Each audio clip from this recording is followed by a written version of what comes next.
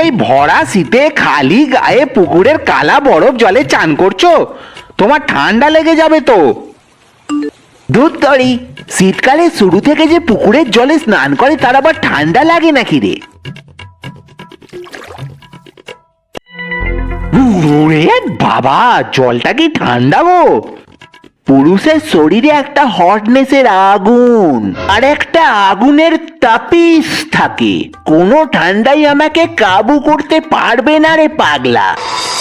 আচ্ছা আচ্ছা, ঠিক আছে, তুমি এখন চান করে রেডি থেকো তোমার বাড়ির সামনে। আধ ঘন্টা পর আমি রেশন দোকানে যাওয়ার সময় তোমাকে ডেকে নিয়ে যাব।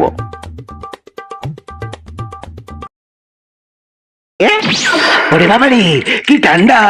ছাতিতে ঠান্ডা সর্দি বসে গেছে। দরজাটা বন্ধ করে দিয়ে ঠান্ডা হওয়া আসছে।